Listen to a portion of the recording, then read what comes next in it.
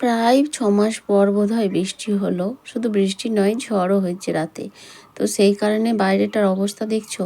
এই অবস্থাটা পরিষ্কার করতে আমার যে কতটা সময় লেগেছে এবং কতটা কষ্ট হয়েছে কি বলবো। এটা হয়তো বছরের ১ম বার বলেই এতটা কষ্ট হয়েছে। দেখতেই পারছো চারিদিকে পুরো বাঁশপাতায় ভর্তি। আর শুধু বাঁশপাতা নয়, এই যে ঝাড় দিচ্ছি তার সঙ্গে এত ধুলোবালি হয়ে মানে পুরো এত ওয়েট হয়ে গেছে না, ভীষণ কষ্ট হচ্ছিল।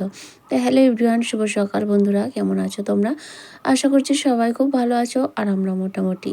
আমি আলপনা, আমার নতুন আরও একটি ব্লগে তোমাদের সবাইকে জানাই অনেক অনেক স্বাগত আর অনেক অনেক ভালোবাসা। আজকের দিনটা হলো মঙ্গলবার। এখন ঘড়িতে সময় ওই সকাল ৬টা ১০-১৫ মতো। আর আজকে রাতে মানে এরা গত রাতে বৃষ্টি হয়েছিল প্রচুর পরিমাণে, ভালো পরিমাণে বৃষ্টি হয়েছে। আর হঠাৎ করে বৃষ্টি হওয়াতে কোনো কিছুই আর ঢাকা চাপা কিছুই সম্ভব হয়ে ওঠেনি। যাই হোক, চলো বন্ধুরা, আজকে এখন থেকেই তোমাদেরকে সাথে নিয়ে আজকের ভিডিও শুরু করছি। হঠাৎ করেই মানে সন্ধ্যা থেকে কিছু মনে হয়নি, বোঝাও যায়নি। আর হঠাৎ করেই রাতে তোমাদের দাদাভাই ডিউটি গেছিলো, তো সেখানে দেখছি হঠাৎ করে ওই ২:৩০-পৌনে ৩টে নাগাদ প্রচণ্ড পরিমাণে ঝড় বৃষ্টি হঠাৎ করে, মানে সঙ্গে সঙ্গে কাউকে কিছু করতেই দেয়নি। এরকম একটা পরিস্থিতি। তো আমার উনুন টুনুন পুরো ভিজে যা, উনুনের মধ্যে জল জমে গেছে।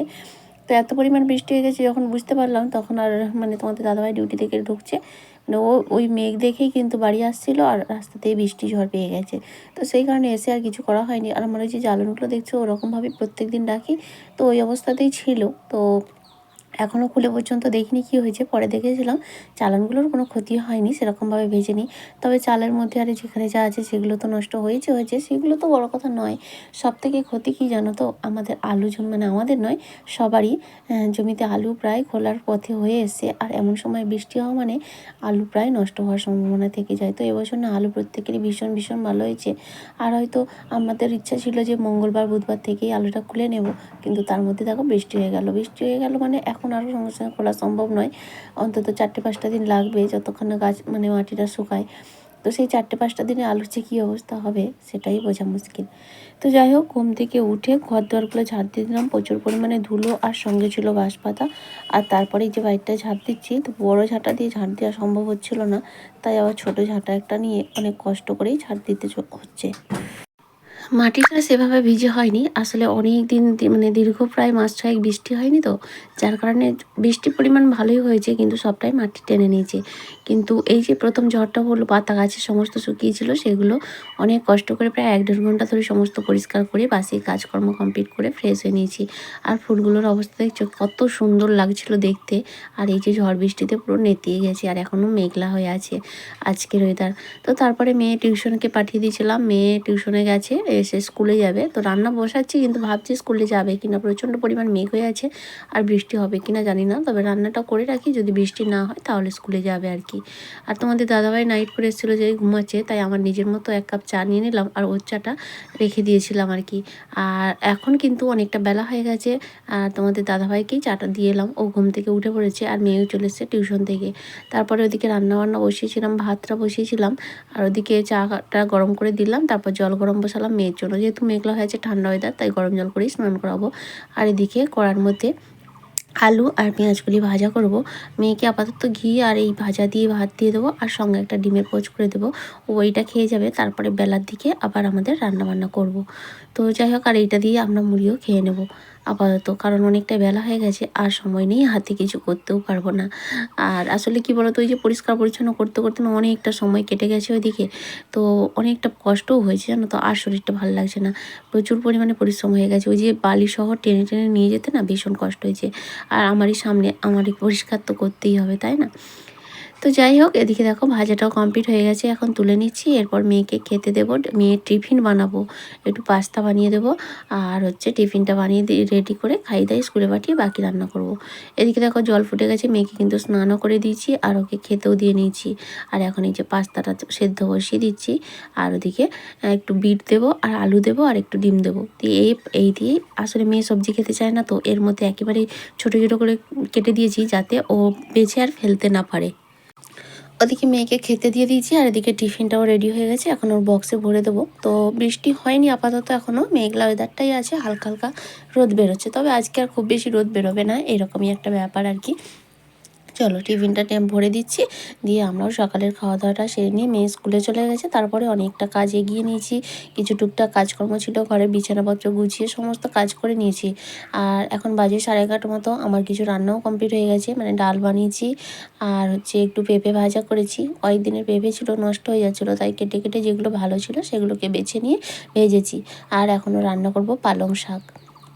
তো সব কিছু কাটা রেডি আছে আর ওগুলো হয়ে গেছে আমার, শুধু পালং শাকটাই করবো। তার আগে ঘরদোরগুলো ঝাড়তে নিচ্ছি। ওই যে বললাম না, প্রচুর বালি বালি, আর যেহেতু গোটা বাইরে বালি হয়ে গেছে, মানে মাটি ধুয়ে গিয়ে বালি বেরিয়ে গেছে, সেই জন্য পায়ে পায়ে বালিগুলো ঘরের মধ্যেই আসছে, তাই বারবার ধরে ঝাড় দিতে হচ্ছে। আর এমনিতেও সকালে ঝাড় দিয়েছিলাম, আবার দেখছো এই এত বালি বেরিয়েছে, আর এই বালি বালি এখন কতদিন যে যাবে তার ঠিক নেই। আসলেই প্রথমবার অনেক দিন পর হয়েছে, তো এই জন্যই এই সমস্যাটা হচ্ছে।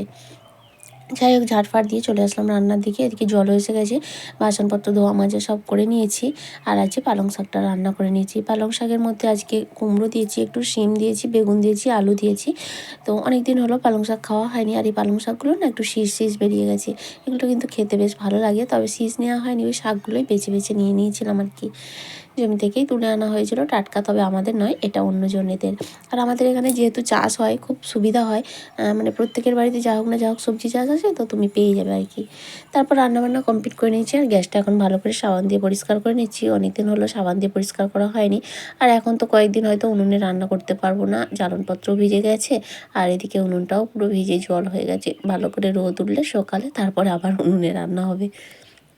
তো চলো বাকি কাজগুলো করতে করতে আমার মিষ্টি দিদিভাইদের নামগুলো নিয়ে নিই, যারা এত সুন্দর সুন্দর কমেন্ট করেছো এবং আমার ভিডিওগুলো তোমাদের অতি মূল্যবান সময় নষ্ট করে দেখছো আর সাপোর্ট করে চলেছো আমাকে। চলো, কমেন্ট করেছে সুপর্ণা থেকে সুপর্ণা দিদিভাই, সুপ্রিয়া ব্লগ কমেন্ট করেছে, কমেন্ট করেছে প্রশান্ত হালদার, কমেন্ট করেছে শ্রেয়সী ব্লগ এবং শ্যামলী বক্সি। তো থ্যাংক ইউ সো মাচ, তোমাদের সবাইকে অসংখ্য ধন্যবাদ এত সুন্দর সুন্দর কমেন্ট করার জন্য। আর সেই সঙ্গে একটা রিকোয়েস্ট, আগামী দিনগুলোতেও তোমরা এইভাবেই আমার পাশে থেকো। খাওয়া দাওয়াটা সেরে নিয়েছিলাম, একটু রেস্ট নিচ্ছি। এখন কিন্তু বিকেলবেলা এই যে আলুগুলো দেখছো না, জমি থেকে আনা হয়েছে, মানে বৃষ্টির কারণে মাটি ধোয়া হয়ে গেছে, তো কিছু আলু বাইরে বেরিয়ে গেছে। তো সেই আলুগুলো বাইরে থাকলে রোদে না সবুজ হয়ে যাবে, পরে আর খাওয়া যাবে না।